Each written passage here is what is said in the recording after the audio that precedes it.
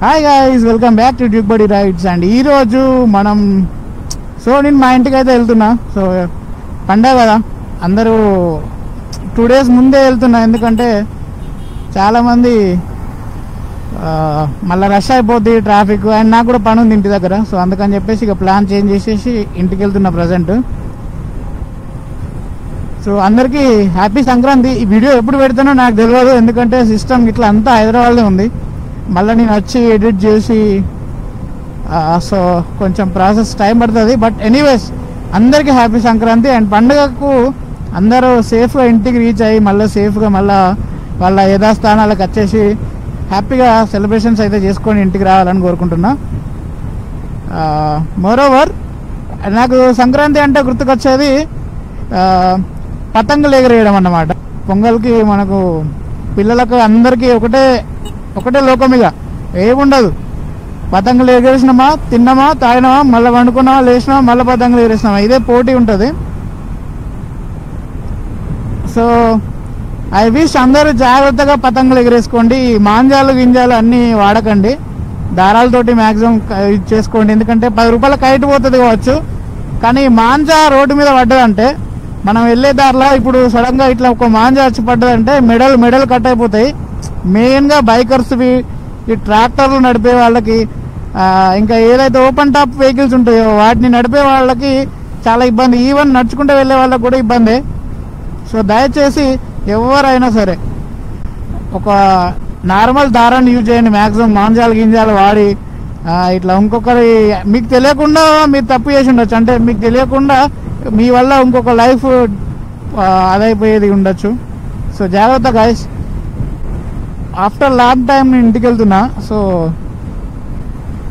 చూడాలి ఇక ఇంటికి వెళ్ళిన తర్వాత నా ప్లాన్స్ ఏమేమి ఉంటాయో ఏమవుతాయో. నేనైతే కొన్ని ప్లాన్స్ అనుకుని వెళ్తున్నా, బట్ లాస్ట్కి at last what happens don't know. ఫ్యూచర్ని ఎవరం ప్రిడిక్ట్ చేయలేం కదా.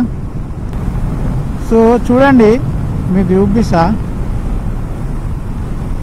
నాకు హైదరాబాద్ నుంచి వెళ్ళేటప్పుడు వచ్చేటప్పుడు ఈ లుక్ చాలా బాగా అనిపిస్తుంది. ఆ కొండలు దూరంగా క్వారీ ఏరియా అనుకుంటుంది. సో వెయిట్,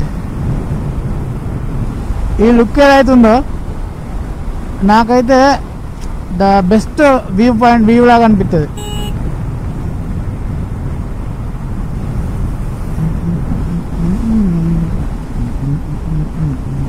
ఏదో రోజు ఒక వీడియో దాని పైకి పోయి వేయాలి, అసలు అక్కడ ఏముంటుందో చూడాలి ఒకసారి. ఎప్పుడు వెళ్ళలే. సో వ్యూ అయితే అదిరిపోయింది, నాకైతే భలే అనిపించింది ఆ కొండ. సో ఇక్కడ ఇది డైవర్షన్ పెట్టిరు, కొత్తగా బ్రిడ్జ్ చేస్తారు. ఈ మంచి పని చేసిర్రు. అంతకంటే ముందు ఈ డైవర్షన్ రోడ్ మంచిగా వేసి మంచి పని చేసిర్రు. డైవర్షన్ రోడ్ లేకపోతే అంత ఇబ్బంది ఉంటుంది.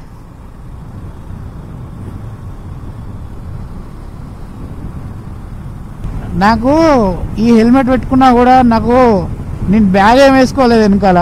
బ్యాగ్ కూడా నేను బంజీ కర్తో కట్టేసిన. ఈ హెల్మెట్ పెట్టుకున్నప్పటికీ కూడా సేమ్ నాకు అదే బ్యాక్ పెయిన్ అంటే ఈ మెడ నుంచి షోల్డర్ వరకు, షోల్డర్ జాయింట్లకి పెయిన్ వస్తుంది. నేను హెల్మెట్ మార్చినా కూడా ఇదే ప్రాబ్లం ఉంది అని అంటే అది హెల్మెట్ ప్రాబ్లం కాదు. మొన్న కరీంనగర్ పోయిన రూట్లో అయితే నాకు ఇంత కూడా ఒక్క నిమిషం కూడా నాకు అట్లా పెయిన్ అనిపించలే. కరీంనగర్ రూట్లో ఒక్కసారి కూడా నాకు పెయిన్ అనిపించలే. నేను అంతసేపు నడిపిన నాన్ స్టాప్గా హైదరాబాద్ వచ్చినాం. 2 hours-లో 150 kilometers కొట్టినాం, అయినా కూడా నాకు ఎలాంటి పెయిన్ అనిపించలే.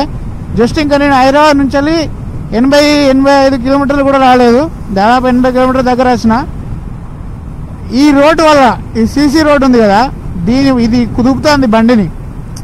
డాంబర్ రోడ్ ఏంటంటే అది కొంత షాక్స్ని తీసుకుంటుంది, అబ్జర్వ్ చేసుకుంటుంది షాక్ని ఎత్తేసినప్పుడు.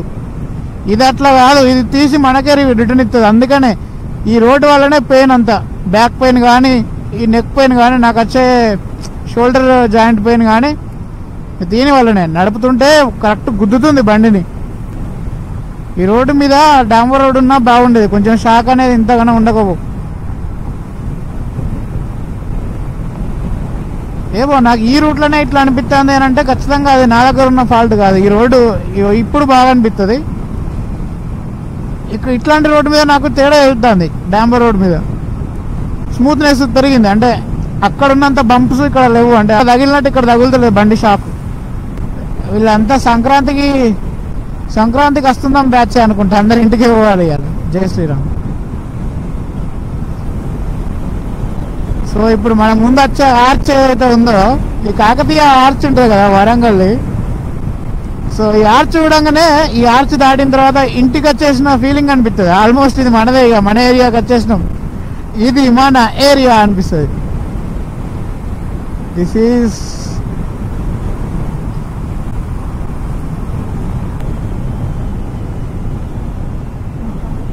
ఇదంతా తీసేసి డివైడర్ సెంటర్లో వేసేసి ఇటు 6 8 లైన్స్ 6 లైన్స్ ఎత్తారు.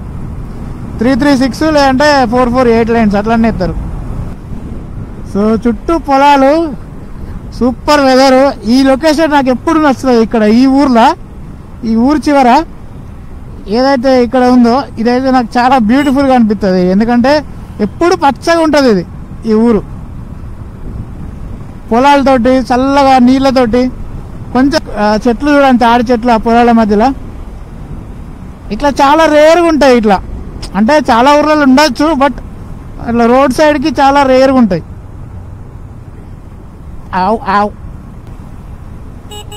ఇక్కడ ఒక బ్లైండ్ స్పాట్, ఇది చాలా డేంజర్. ఇది ఎటొస్తా నువ్వు చెప్పినా ఆల్రెడీ. అదో బ్లైండ్ స్పాట్ అని. బ్లైండ్ స్పాట్లలో రైట్ సైడ్ వస్తారు, చూసుకొని మనమే పోవాలి. అవునుగా. అరే అవసరం ఉంటేనే రావాలరా నైట్ రాంగ్ సైడ్కి, తప్పదు అన్న పరిస్థితి. వెనక ముందర ఒక వెహికల్ ఆగింది కాబట్టి ఓటకు కొడుతున్నాం, అలాంటి సిచ్యువేషన్లో రావాలి. ఎప్పుడు పడితే అప్పుడు డైరెక్ట్ రైట్కి వస్తే అది ఎండ్ షేప్లో దాటిందంటే పరకాలి. నెక్స్ట్ ఏమో ఇంటికి ఎక్కువ రెగ్యులర్గా బండి మీద రావడం వల్ల అలవాటు అయిపోయింది.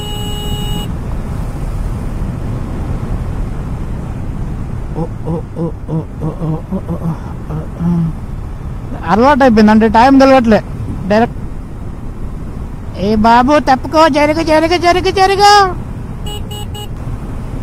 Parkal is an emotion. చిన్నప్పటి నుంచి ఏది కావాలన్నా పర్కాల్కే వచ్చి కొనుక్కునే వాళ్ళము.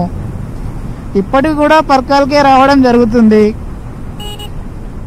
Everything is developing. మా పర్కాల్ కూడా చాలా డెవలప్ అయిపోయింది.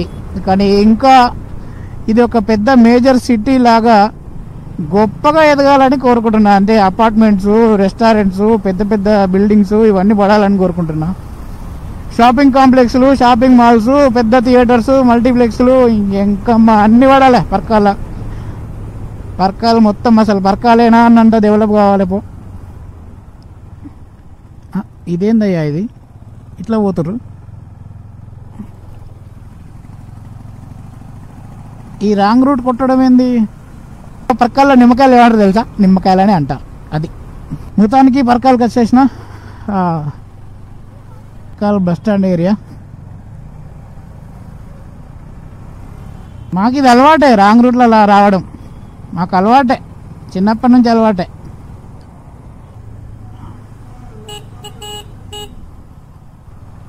నడి రోడ్డు మీద డిస్కస్ చేయాలి కదా, ఇదే నేర్పించారు అందరు నీకు. తాత నువ్వు ఎట్లనే గిట్లయితే కరెక్టే ఉన్నాలే తాత, మనమే కొంచెం ఇక మెల్లపోవాలి. అద్భుతమైన వైన్స్లు, అద్భుతమైన బిర్యానీ పాయింట్లు మా వద్ద కలవు. అయ్యో టక్కు నువ్వు పోనీ పెద్ద మనిషి, నిమ్మలంగా దాడతా పడుతుంది. ఒక్కరికి హెల్మెట్ ఉండదు, ఒక్కరికి రూల్స్ పాటించాలని ఉండదు. మా పర్కాల్ అంటే గట్లు ఉంటుంది మరి, మామూలు కాదు. అరే మా నాన్నకి హెల్మెట్ కొనిచ్చిన, హెల్మెట్ పెట్టుకోపోతే హెల్మెట్ పెట్టుకుంటే స్పీడ్ తెలుతలే అంట, మామూలుకి ఎంత పోతానో అర్థమవుతలే అంటాడు. అది అట్లా ఉంటుంది మరి కారణాలు. హెల్మెట్ హెల్మెట్ వద్దనడానికి 100 కారణాలు చెప్తారు మనోళ్ళు. నాకు దేవుని దయ వల్ల ఈ హెల్మెట్ లేకపోతే బండి నడపబుద్ధి కాదన్నమాట, అట్లా అలవాటు అయిపోయింది.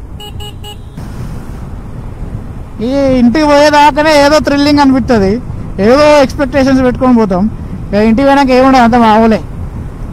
జస్ట్ ఇంత తిని రెస్ట్ తీసుకుని అంటే తెల్లారులు అయితే మళ్ళీ అంతా మామూలే. ఏదో ఎగ్జైట్మెంట్ తోటి వస్తాం ఇంటికి పండగ, తర్వాత ఏముండదు, లోపల ఏముండదు డొల్లా. ఏదో కొంతమందికి మాత్రం అట్లా కలిసి వస్తుంది, వచ్చిన ప్రతిసారి ఎంజాయ్ చేస్తారు, మంచిగా చిల్ అవుతారు.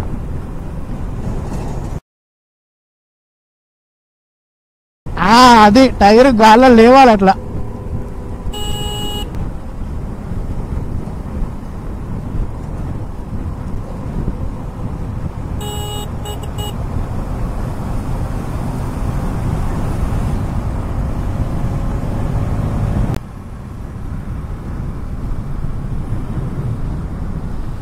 ఏయ్ మా ఊరు సైడ్ కూడా తాళ్ళు ఉన్నాయి చూడురిగో, మొత్తం తాళ్ళే.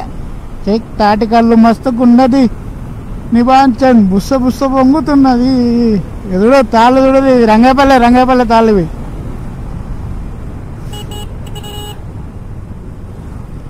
అన్నా జర ఫోన్ చూసి నడపకే, మంచిగా నడుపు బండి. ఇదే కథ.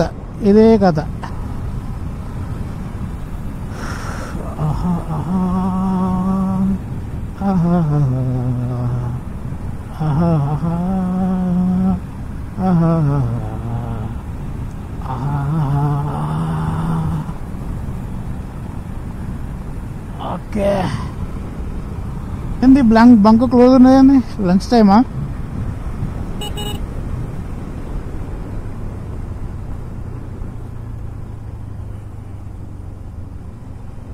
నేను తిరిగేటి కోటంచ లక్ష్మీ నరసింహస్వామి దేవస్థానానికి దారి ఇదే, ఇటు నుంచి వెళ్ళడమే. ఆల్మోస్ట్ 5 kilometers అవే.